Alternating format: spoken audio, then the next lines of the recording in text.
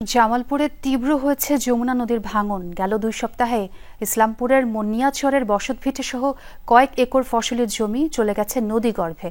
এ বিষয়ে আরো খবরাখবর জানতে চাই ভাঙন কবলিত এলাকা থেকে আমার সহকর্মী সাগর ফরাজি আমার সঙ্গে যোগ দিয়েছেন। সাগর, ভাঙন রোধে প্রশাসনের কোনো পদক্ষেপ কি আপনার চোখে পড়েছে কিনা?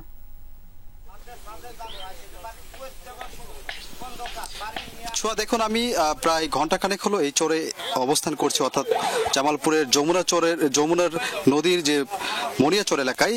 এখানে আমি এসে দেখেছি যে প্রায় 3 কিলোমিটার এলাকা জুড়ে কিন্তু আমার পেছনে যে অংশটি দেখছেন এরকম ভাঙন।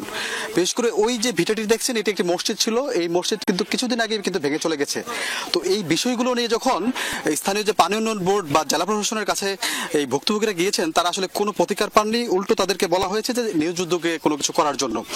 তো এই জায়গা থেকে কিছু স্থানীয় যে যুবক হচ্ছে, তারা তাদের মতো করে চেষ্টা করে হচ্ছে অর্থ যোগান দিয়ে কিন্তু ডাম্পিং করার চেষ্টায় রয়েছেন।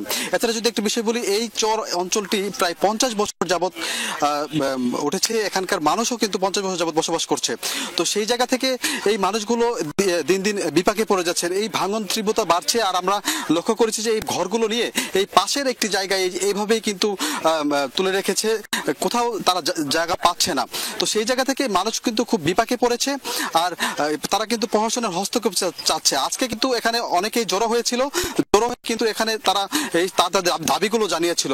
এই যে ঘরগুলো দেখা যাচ্ছে, এই ঘরগুলো আসলে ভাঙন কবলিত এলাকা, যে জায়গাগুলো রয়েছে সেই জায়গার।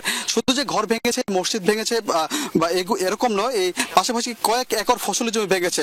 তো সেই জায়গা থেকে যারা এখানকার কৃষক রয়েছে, তারা কিন্তু খুব বিপাকে রয়েছেন, এবং কি তারা কিন্তু বারবার বলছেন যে প্রশাসনের পক্ষ থেকে যাতে কোনো কিছু দ্রুত পদক্ষেপ নেয় এবং কি ডাম্পিং ব্যবস্থা করা হয়। এই ছিল আমার কাছে। সোহা। সাগর, অনেক ধন্যবাদ আপনাকে।